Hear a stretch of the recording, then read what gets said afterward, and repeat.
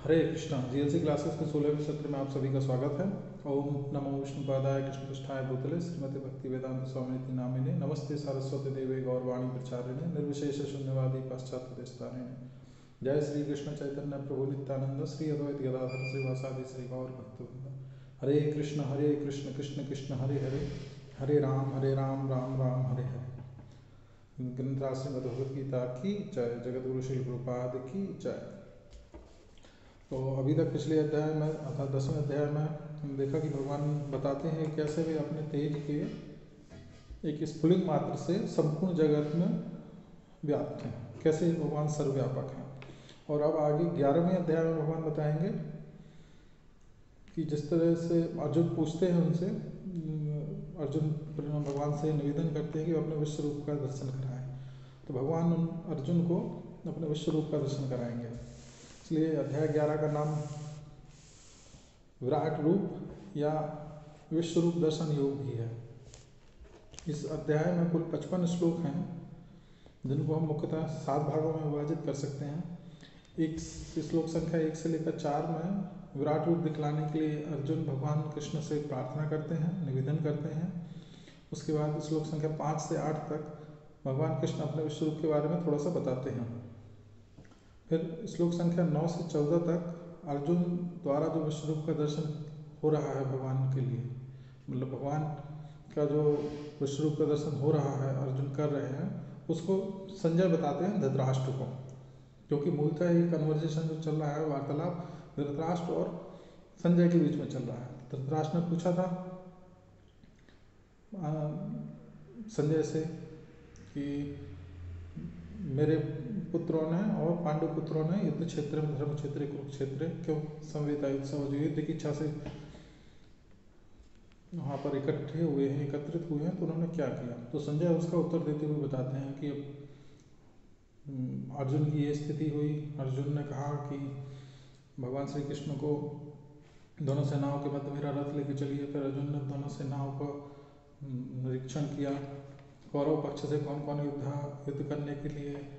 करने की लालसा से युद्ध क्षेत्र में उपस्थित हुए हैं, और उनको देख के अर्जुन कैसे मोहित हो जाते हैं और अपने युद्ध करने का निर्णय त्याग देते हैं। फिर भगवान उनको सांख्य योग का, कर्म योग, ज्ञान योग इत्यादि ये सब इनका वर्णन करते हैं। तो मूलतः ये वार्तालाप धृतराष्ट्र और संजय के बीच में चल रहा है। तो संजय धृतराष्ट्र को बता रहे हैं कि अर्जुन ने क्या कहा, युद्ध क्षेत्र की स्थिति में अर्जुन क्या कर रहे हैं, और अर्जुन अगर कुछ पूछ रहे हैं, भगवान से प्रश्न कर रहे हैं, तो भगवान उसका उत्तर क्या दे रहे हैं। तो अभी यहाँ पर जो विराट रूप का दर्शन अर्जुन करेंगे, उसका भी वर्णन संजय करेंगे धृतराष्ट्र को। फिर श्लोक संख्या 15 से 31 में अर्जुन का विश्व रूप का दर्शन का अनुभव करते हैं अर्जुन। और 31वें श्लोक में अर्जुन पूछते हैं भगवान से, जब भगवान के विराट रूप का बहुत ही भयंकर दर्शन करते हैं, भयंकर रूप उनका होता है, अनेक मुख होते हैं, अनेक भुजाएं होती हैं, अनेक नेत्र होते हैं, विभिन्न प्रकार के हथियार होते हैं, और पूरा ब्रह्मांड ही, अनेक ब्रह्मांड भगवान के अंदर सम्मिलित होते हुए भगवान अर्जुन को दिखते हैं। तो अर्जुन थोड़ा सा घबरा जाते हैं, क्योंकि ये रूप जो अर्जुन को भगवान दिखा रहे हैं, पहले अर्जुन ने भी नहीं देखा था और भगवान ने किसी अन्य व्यक्ति को भी नहीं दिखाया था। तो अर्जुन पूछते हैं कि आप कौन हैं, वास्तव में आप कौन हैं। हालांकि अर्जुन जानते हैं, पहले ही अध्याय में, इसके पहले के अध्याय में अर्जुन कन्फर्म भी कर चुके हैं कि भगवान ही परम भगवान है, परम ब्रह्म है, परम धाम है। किंतु फिर भी अब और आगे भगवान से स्वयं कहलवाना चाहते हैं अर्जुन, ताकि ये बात और ज़्यादा प्रमाणित हो जाए अन्य लोगों के लिए। तो अर्जुन पूछते हैं कि आप कौन है और आपका प्रयोजन क्या है। फिर 32, 33, 34 इन श्लोकों में भगवान कृष्ण अर्जुन के प्रश्न का उत्तर देते हैं कि मैं समय हूँ और तुम मेरे निमित्त बनो। फिर 35 से 46 श्लोक में अर्जुन कुछ प्रार्थनाएं करते हैं भगवान के लिए, और पूर्व में की गई कुछ गलतियां साधारण को अपना मित्र समझकर जो उन्होंने कुछ धृष्टताएं की, उन धृष्टताओं को क्षमा करने के लिए भगवान से याचना करते हैं। 47 से लेकर 55वें श्लोक में बताया गया है कि कृष्ण के किसी भी रूप के दर्शन करने के लिए भक्ति बहुत आवश्यक है, भक्ति बहुत जरूरी है। बिना भक्ति के भगवान के किसी रूप का दर्शन नहीं किया जा सकता। तो कृष्ण का जो विश्व रूप है वो भौतिक जगत में एक अस्थायी रूप है। यह कृष्ण के अन्य रूपों की तरह आध्यात्मिक जगत में शाश्वत नहीं होता। इस प्रकार भौतिक जगत का प्रकटीकरण और अप्रकटीकरण होता रहता है, उसी प्रकार इस विश्व रूप का भी प्रकटीकरण और अप्रकटीकरण होता रहता है। इसलिए जो कृष्ण के शुद्ध भक्त होते हैं वो इस रूप के प्रति बहुत ज़्यादा आसक्त नहीं होते हैं। शुद्ध भक्त जो होते हैं वो भगवान कृष्ण के द्विभुज त्रिभंग ललित श्याम सुंदर रूप के प्रति बहुत आकर्षित रहते हैं। आगे जब अर्जुन ने भी विराट रूप के दर्शन किए भगवान के, तो फिर अर्जुन भगवान से कहते हैं कि आप कृपया मुझे अपना चतुर्भुज और द्विभुज रूप दिखाएं। तो पहले विराट रूप से फिर भगवान अर्जुन को चतुर्भुज रूप दिखाते हैं और फिर द्विभुज रूप दिखाते हैं। और इसी तरह से एक्चुअली यह पूरा समझाने के लिए है कि भगवान कृष्ण ही संसार की हर वस्तु के परम स्रोत है और वो ही भगवान है। तो जब भगवान का जन्म हुआ था, भगवान ने अवतार ग्रहण किया था देवकी वसुदेव से, तो मूलतः भगवान वहाँ चतुर्भुज रूप में प्रकट हुए थे और देवकी वसुदेव को उनके बारे में, उनके पिछले जन्म के बारे में बताया। और वो बताने के बाद फिर जब देवकी और वसुदेव ने उनसे प्रार्थना की, तो फिर उनकी प्रार्थना के बाद वे द्विभुज रूप में प्रकट हुए और फिर बाल रूप में आए और पूर्व जन्मों की विस्मृति करवा दी। क्योंकि अगर ऐसा नहीं करते भगवान, तो देवकी और वसुदेव वात्सल्य रस का अनुभव नहीं कर पाते भगवान के प्रति। अगर वो जानेंगे, हमेशा उनके ध्यान में बना रहेगा कि भगवान कृष्ण ही भगवान है और कितना उनका ऐश्वर्य है, तो हमेशा उनके प्रति नतमस्तक रहेंगे, उनको प्रणाम करेंगे, उनके प्रति सेवा और भक्ति की भावना रखेंगे। तो एक पुत्र के प्रति जो स्वाभाविक प्रेम होता है, स्वाभाविक स्नेह होता है, वो कदाचित नहीं हो पाएगा। इसलिए भगवान फिर उसकी सारी व्यवस्था करते हैं। तो अर्जुन ने जो अनुरोध किया है कृष्ण, मतलब भगवान कृष्ण से विराट रूप दिखाने के लिए, तो वो अन्य लोगों के लिए किया है। क्योंकि कई बार लोग मानते नहीं हैं कि इस, जैसे भगवान कृष्ण ने जो कहा है, अभी तक तो उन्होंने सैद्धांतिक रूप से कहा कि मैं ही सब कुछ हूँ, हम सर्वस्व प्रभो मत्तः सर्वं प्रवर्तते, किंतु अब अर्जुन भगवान से अनुरोध कर रहे हैं कि वो अपना विश्व रूप, विराट रूप दिखाएं। तो अब अभी तक सिर्फ सैद्धांतिक रूप से था, अब भगवान व्यवहारिक रूप से साक्षात दर्शन करा रहे हैं। तो किसी भी व्यक्ति को भगवान स्वीकार करने के लिए एक मानदंड स्थापित भी करना होता है। कलयुग में जैसे हम देखते हैं, अनेक लोग होते हैं जो अपने आप को भगवान मानने लगते हैं। थोड़ा सा किसी ने सिद्धियां प्राप्त की, थोड़ा सा मैजिक सीखा, तो वो अपने आप को भगवान घोषित कर देता है, अथवा उसके जो अनुचर होते हैं वो उसको भगवान मानना प्रारंभ कर देते हैं। और सिद्धियां तो बात की बात है, सामान्य दृष्टि से अगर व्यक्ति कोई थोड़ा सा धन या ऐश्वर्य भी प्राप्त कर ले, तो वो भी अपने आप को स्वयं को भगवान समझने लगता है, परम नियंता समझने लगता है, सुप्रीम कंट्रोलर समझने लगता है। उसको लगता है कि संसार में उससे ऊपर कुछ भी नहीं है। मत्तः परतरम नान्यत्, जैसा भगवान ने कहा है, वो अपने बारे में सोचने लगता है। तो धन, ऐश्वर्य, शक्ति, सामर्थ्य इत्यादि के अहंकार में व्यक्ति अपने आप को ही भगवान समझने लगता है। कई बार कुछ लोग होते हैं जो चिकित्सक होते हैं, डॉक्टर्स होते हैं, कहते हैं डॉक्टर धरती का भगवान है, क्योंकि डॉक्टर जीवन बचाता है, हमारा रोग व्याधियों से हमारी रक्षा करने में सहायता करता है। तो पूर्णतः ये सत्य नहीं है, और भगवान की परिभाषा ही लोग गलत समझते हैं। जैसे पिछले अध्याय में हमने देखा कि भगवान अमरत्व भी हैं और साथ में साक्षात मृत्यु भी हैं। तो अगर कोई जीवन बचा सकता है तो सिर्फ ये एक पैरामीटर नहीं है कि वो भगवान हो गया। शुक्राचार्य ने बलि महाराज को संजीवनी विद्या से पुनः जीवित किया था, लेकिन शुक्राचार्य ने नहीं कहा कि मैं भगवान हूँ, ना ही बलि महाराज ने कहा कि भगवान है।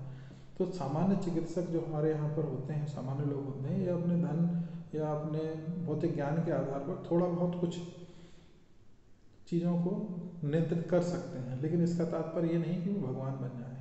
किसी बीमारी को ठीक कर देना, किसी की गरीबी दूर कर देना, किसी को धन इत्यादि पुत्र प्राप्ति करवा देना, ये भगवान मतलब ये चीज़ें व्यक्ति को भगवान नहीं बनाती। आज तक मरे हुए व्यक्ति को तो कोई मृत को जीवित नहीं कर पाया, लेकिन शास्त्रों में ऐसे बहुत सारे लोग हैं जिनको इस विद्या का भी ज्ञान था, किंतु उससे कोई भगवान नहीं बन जाता। तो भगवान कोई अगर मानता है या अपने आप को बताता है तो हम उससे ये भी कह सकते हैं कि ठीक है, आप अपना विराट स्वरूप दिखाइए। जैसे भगवान जब छोटे से बाल्यावस्था में थे तो उन्होंने माता यशोदा को पूरा सारा ब्रह्मांड अपने मुख के अंदर दिखा दिया था। अभी तो अर्जुन को दिव्य दृष्टि देकर भगवान अपना विराट स्वरूप दिखा रहे हैं। माता यशोदा को तो उन्होंने अपने मुख के अंदर ही पूरा ब्रह्मांड दिखा दिया था। अभी हम सामान्य किसी व्यक्ति से कहें कि अगर आप भगवान हो तो आप भी अपने मुख के अंदर ब्रह्मांड दिखाइए, तो उनके मुख के अंदर हमको ब्रह्मांड नहीं दिखेगा, कुछ टूटे हुए कीड़े लगे हुए सड़े हुए दांत दिखेंगे और सलाइवा दिखेगा और फिल्दी स्मेल, और कुछ भी हमको नहीं मिलेगा। तो अर्जुन जो वास्तव में पूछ रहे हैं, भगवान से कह रहे हैं, निवेदन कर रहे हैं कि विराट स्वरूप के दर्शन करवाइए, तो वो सामान्य लोगों के लिए कह रहे हैं। फिर 5वें से लेकर 8वें श्लोक में भगवान कृष्ण अपने विश्व रूप का वर्णन करते हैं और भगवान कहते हैं 8वें श्लोक में, मैं तुम्हें दिव्य आंखें, दिव्यम चक्षु, दिव्य चक्षु देता हूँ क्योंकि तुम मुझे अपनी इन आंखों से नहीं देख सकते। तो आप सोचिए कि जब भगवान को अर्जुन नहीं, भगवान के उस विराट स्वरूप का अर्जुन दर्शन नहीं कर पा रहे हैं अब उनकी साधारण आंखों से, तो हम जैसा एक सामान्य व्यक्ति भगवान के बारे में अपनी साधारण आंखों से कैसे देख सकता है, भगवान को कैसे समझ सकते हैं। तो भगवान के दर्शन अगर हमको करना है तो वो भी भगवान की कृपा पर ही निर्भर होता है। हमें भगवान से ही प्रार्थना करनी पड़ेगी और जब भगवान हम पर कृपा करेंगे तो हम उनके दर्शन कर पाएंगे। तो हमारे हाथ में क्या है, सिर्फ इच्छा करना, इच्छा करना और भगवान की सेवा करना। इवन भगवान की सेवा करने के लिए भी हमको भगवान से प्रार्थना करनी चाहिए कि ज़्यादा से ज़्यादा भगवान हमको अपनी सेवा में लगाएं। क्योंकि किसी भी व्यक्ति की अगर आपको सेवा करनी है, किसी बड़े व्यक्ति की, मान लीजिए किसी प्रधानमंत्री या किसी मंत्री की आप सेवा करना चाहते हैं, पर्सनल सर्विस उसकी करनी चाहते हैं, तो आप अपनी इच्छा से नहीं कर सकते। हम कितना भी प्रयास कर ले नहीं कर सकते जब तक वो हमें अनुमति नहीं देगा। हाँ, हम इच्छा जरूर कर सकते हैं और सेवा के लिए प्रार्थना कर सकते हैं। तो भगवान से प्रार्थना करना चाहिए और यथासंभव जितना हम कर सकते हैं उतना अच्छे से अच्छा सेवा करना चाहिए और भगवान से प्रार्थना करना चाहिए कि वो हम अधिक से अधिक अपनी सेवा में लगाएं और हम पर कृपा करें। फिर 9 से लेकर 14वें श्लोक में अर्जुन द्वारा जो विश्व रूप का दर्शन किया गया उसका संजय वर्णन करते हैं। तो अर्जुन ने जो कुछ देखा था वो अकथ्य है। अकथ्य अर्थात उसको शब्दों में कहा नहीं जा सकता, शब्दों में उसका बिल्कुल भी वर्णन नहीं किया जा सकता। फिर भी संजय धृतराष्ट्र को उस महान दर्शन का मानसिक चित्र एक देने का प्रयत्न करते हैं। तो 10वें और 11वें श्लोक में अर्जुन को इस रूप में असंख्य मुख, असंख्य नेत्र, आश्चर्य, बहुत ही आश्चर्यमय दृश्य दिखता है और अनेक उठे हुए हथियार, देवी मालाएं, वस्त्र, दिव्य इत्र, आभूषण, बहुत कुछ ऐसा दिखता है। तो यह जो रूप है सर्वव्यापी मुखों के साथ विश्वतोमुखम, जैसे हमने पहले पिछले अध्याय में देखा था, विश्वतोमुखम आश्चर्यमय, तेजमय, असीम और सर्वत्र विस्तारित था ये रूप। तो विश्व का तेज आकाश में एक साथ प्रकट होने वाले हजारों सूर्यों के प्रकाश से भी बढ़कर था। तो विश्व रूप का जो तेज था भगवान का विश्व रूप में, वो ऐसा प्रतीत हो रहा था मानो हजारों हजार, कई हजार सूर्य आकाश में एक साथ प्रकट हो गया हो। तो हालांकि ये भी एक उपमा दी गई है हम, क्योंकि सामान्य व्यक्ति को समझाने के लिए जब कोई उपमा दी जाती है, कोई उदाहरण दिया जाता है, तो वो उदाहरण उसकी समझ के अनुसार दिया जाता है। भगवान के तेज का वर्णन, भगवान का तेज आध्यात्मिक है और उसकी तुलना किसी भी सूर्य से, हजार क्या लाख करोड़ सूर्य भी आ जाए तब भी उससे तुलना नहीं की जा सकती। फिर भी यहाँ पर सूर्य से तुलना क्यों की जा रही है? क्योंकि सामान्य व्यक्ति जिसने भौतिक रूप से सूर्य के प्रकाश का अनुभव किया है, तो उसको वो उदाहरण दिया जा रहा है, एक समझाने के लिए कि हजारों सूर्य के जैसा विश्वरूप का तेज था, जबकि भगवान का तेज हमें ये मान के चलना चाहिए कि इससे भी ज़्यादा, क्योंकि पहले ही अर्जुन जो देख रहे हैं उसके बारे में संजय धृतराष्ट्र को कह चुके हैं कि भगवान का जो विश्वरूप है उसका वर्णन अकथ्य है। अकथ्य अर्थात उसको शब्दों में can not be expressed into the words. तो ब्रह्मांड की प्रत्येक वस्तु एक ही स्थान पर दिखाई देती है उसमें। तो अर्जुन और भगवान कृष्ण दोनों एक ही रथ पर बैठे थे। तो अर्जुन को भगवान ने दिव्य दृष्टि भी प्रदान की थी इस रूप को देखने के लिए। भगवान ने कहा था कि मैं तुमको दिव्य दृष्टि प्रदान करता हूँ, साधारण दृष्टि से नहीं देख सकते। तो इससे भगवान ने दिव्य दृष्टि सिर्फ अर्जुन को प्रदान की थी, और संजय तो चूंकि व्यासदेव की कृपा से देख रहे थे। तो इससे ये भी पता चलता है कि भगवान के विश्व रूप का दर्शन सिर्फ अर्जुन ने ही किया है। युद्ध क्षेत्र में उपस्थित अन्य योद्धाओं ने भगवान के विश्व रूप का दर्शन शायद नहीं किया होगा। उसके बाद फिर 16वें श्लोक में भगवान बताते हैं, भगवान का मतलब जो रूप देखते हैं तो अर्जुन उनको कैसे संबोधित करते हैं। हे विश्वरूप, हे विश्वेश्वर, हे विश्वरूप और विश्वरूप के आदि, मैं आपके अनंत रूप में अनेकानेक हाथ, पेट, मुंह और आंखें देख रहा हूँ, जो बिना किसी सीमा के सर्वत्र फैले हैं। मैं इस रूप का कोई आदि, मध्य और अंत नहीं देखता हूँ। अनेक बाहुदर वक्त्र नेत्रम पश्यामि त्वाम सर्वतो अनंत रूपम, न अंतम न मध्यम न अंतम न मध्यम पुनः तब न आदिम। ना तो उसका कोई आदि है ना कोई मध्य है। जब आदि और अंत नहीं है तो मध्य तो वैसे भी व्यक्ति कैसे पता कर सकता है। जब आदि पता हो, उसका प्रारंभिक अवस्था पता हो, अंतिम अवस्था उसका पता हो, तभी हम उसका मध्य निर्धारित कर सकते हैं। जब अंत और प्रारंभ ही पता नहीं है तो हम मध्य तो निर्धारित कर ही नहीं सकते। फिर अर्जुन कहते हैं, मैं आपकी सर्वोच्चता पर आश्वस्त हूँ। तुम अक्षरम परमं वेदितव्यम तुमस्य विश्वस्य परम निधानम। आप अच्युत हैं, मोक्षों द्वारा जानने योग्य आद्य ज्ञेय वस्तु हैं। आप इस ब्रह्मांड के परम आधार और आश्रय हैं। आप अव्यय हैं, सनातन धर्म के पालक हैं। आप शाश्वत पुराण पुरुष हैं, यह मेरा मत है। और आप आकाश तथा सारे लोकों एवं उनके बीच समस्त आकाश में व्याप्त हैं। इस अद्भुत तथा भयानक रूप को देखकर तीनों लोक भयभीत हैं। तो भगवान का जो विश्व रूप का दर्शन भगवान करवा रहे हैं वो इतना भयंकर, इतना अद्भुत, इतना आश्चर्यजनक है कि इसको देखकर तीनों लोग भयभीत हैं। अर्जुन ऐसा कह रहे हैं, मतलब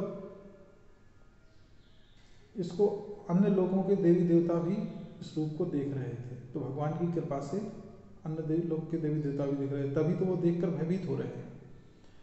और ये इतना भयानक है कि अब अर्जुन आगे हम देखेंगे बिल्कुल थर थर कांपने लगेंगे। अर्जुन बहुत डर जाएंगे, घबरा जाएंगे। और फिर अर्जुन भगवान से प्रार्थना करते हैं कि आप पुनः अपने चतुर्भुज और मुझे अपने द्विभुज रूप के दर्शन कराइए।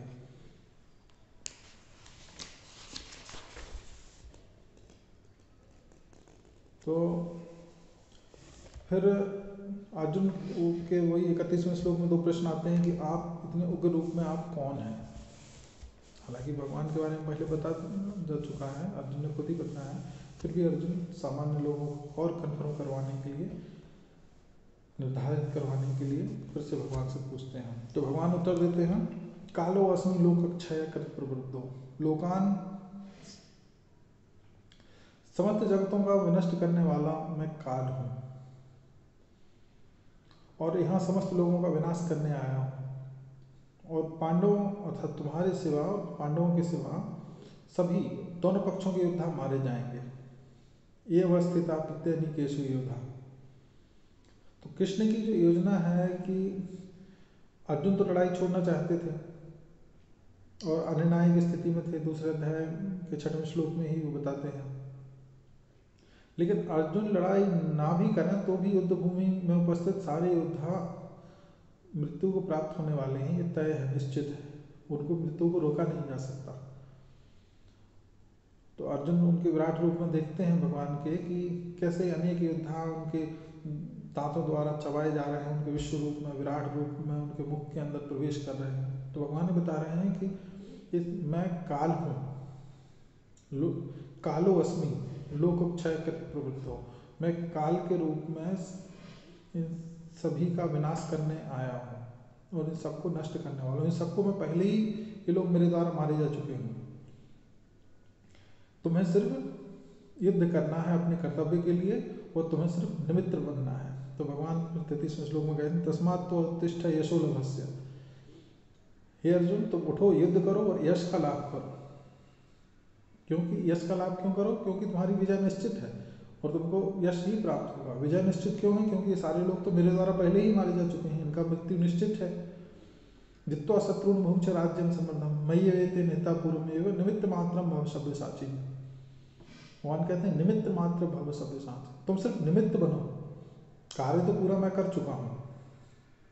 और भगवान यहाँ पे सव्यसाची बोलते हैं अर्जुन को। सव्यसाची का अर्थ होता है जो एक साथ दोनों हाथों से धनुष बाण चला सके, युद्ध कर सके, अपने आयुधों का उपयोग कर सके। तो भगवान अपने भक्तों को श्रेय देने के लिए भी कभी कभी ऐसी लीलाएं करते हैं। हालांकि सारे योद्धा भगवान के द्वारा पहले ही मारे जा चुके हैं, भगवान कहते हैं, और उनकी मृत्यु तो तभी हो चुकी थी जब उन्होंने राज्यसभा में द्रौपदी का अपमान किया था। किंतु इसका श्रेय भगवान अर्जुन को देना चाहते हैं, इसलिए भगवान कहते हैं कि तुम उठो, युद्ध करो, तस्मात् तो उत्तिष्ठ यशो लभस्व। फिर आगे भगवान के लिए अर्जुन बताते हैं कि भगवान कृष्ण सभी के परम आश्रय हैं। तुम आदि देवा पुरुष पुराणस तुमस्य विश्वस्य परम निधानम। आप आदि देव हैं, सनातन पुरुष हैं, इस दृश्य जगत के परम आश्रय हैं, सर्वज्ञाता हैं, परम ज्ञेय हैं, आश्रय हैं और सर्वव्यापक और अनंत रूप हैं। अर्जुन भगवान को हजार हजार बार पुनः पुनः नमस्कार करते हैं और चारों ओर से नमस्कार करते हैं।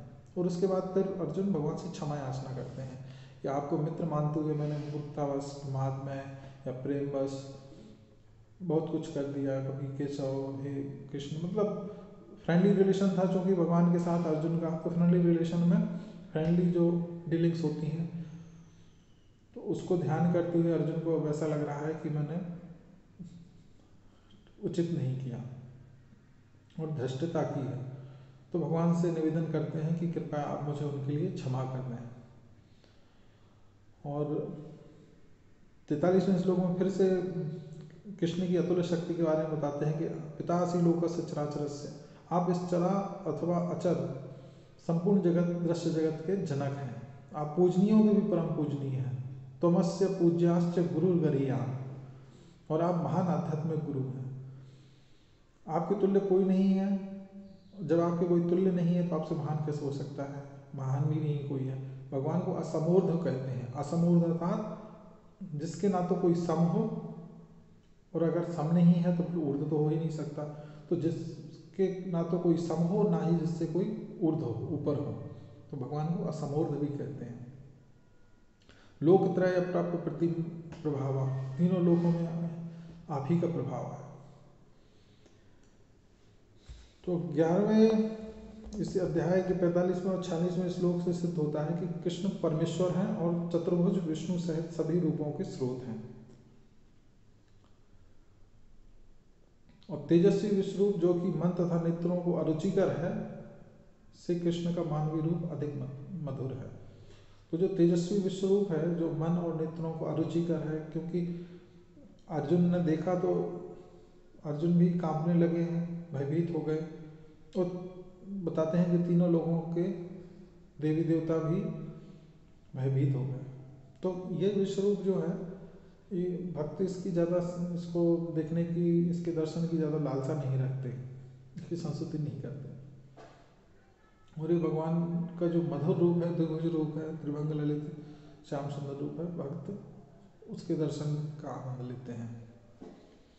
तो अर्जुन के निवेदन के प्रत्युत्तर में कृष्ण अपने भयानक स्वरूप को, विश्वरूप को वापस लेकर तथा अपने सौम्य चतुर्भुज और द्विभुज रूप को प्रकट कर अर्जुन को सांत्वना देते हैं। और साथ ही कृष्ण के किसी भी रूप को देखने की परम प्रक्रिया क्या है, वो भी कृष्ण बताते हैं। सैंतालीस से लेकर 55वें श्लोक में भगवान ने बताते हैं कि भगवान के किसी भी रूप का अगर दर्शन करना है किसी को तो उसके लिए भक्ति परम आवश्यक है। भगवान कहते हैं भक्त्या तुनन्या शक्य अहम एवं विधो अर्जुन ज्ञातुम द्रष्टुम च तस्वेन, ज्ञातुम द्रष्टुम च तस्वेन, केवल इसी विधि से संभव है मुझे जानना। कैसे? केवल अनन्य भक्ति द्वारा। भक्त्या तो अनन्या शक्य, भक्त्या तो अनन्य, तो अर्थात लेकिन, तो का मतलब होता है लेकिन, तो भक्त्या सिर्फ भक्ति से ही, और भक्ति कैसी? अनन्य भक्ति, अनन्य भक्ति मात्र से ही भगवान के किसी भी रूप का दर्शन किया जा सकता है, अन्यथा नहीं किया जा सकता।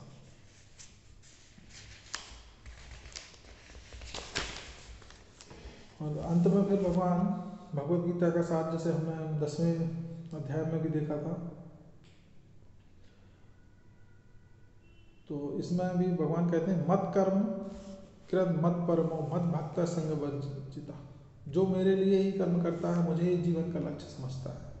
मत कर्म कृत मत परमो, मेरे लिए ही कर्म करता है। मत भक्त संग वर्जिता, भौतिक आसक्तियों को छोड़कर मेरी भक्ति में हमेशा रत रहता है, जो किसी भी जीव के प्रति वैरभाव नहीं रखता। निर्वैर है सर्वभूतेषु, सर्वभूतेषु सभी जीवों के लिए निर्वैर की भावना होती है। वह निश्चय ही मुझे प्राप्त करता है अर्जुन, यह समामिति पांडव। तो भगवान कृष्ण ही सभी रूपों के स्रोत हैं। कृष्ण का जो विश्व रूप है इस जगत में एक अस्थायी प्रकटीकरण होता है, और काल रूप जो सब कुछ नष्ट कर देता है, और यहाँ तक कि चतुर्भुज विष्णु रूप सभी कृष्ण द्वारा ही दर्शाए गए। हमने जैसे देखा ही है भगवत गीता में, तो कृष्ण इन सब रूपों के उद्गम स्रोत हैं। और विष्णु के सैकड़ों तथा हजारों रूप हैं, लेकिन एक भक्त के लिए द्विभुज श्याम सुंदर रूप को छोड़कर बाकी कोई रूप महत्वपूर्ण नहीं होता। इसकी पुष्टि ब्रह्म संहिता में भी की गई है। इसके आगे का भक्ति योग है अध्याय 12, इसको हम अगली कक्षा में देखेंगे। हरे कृष्णा। ग्रंथराज में भगवद गीता की जय। जगत गुरु शिल प्रभुपाद की जय।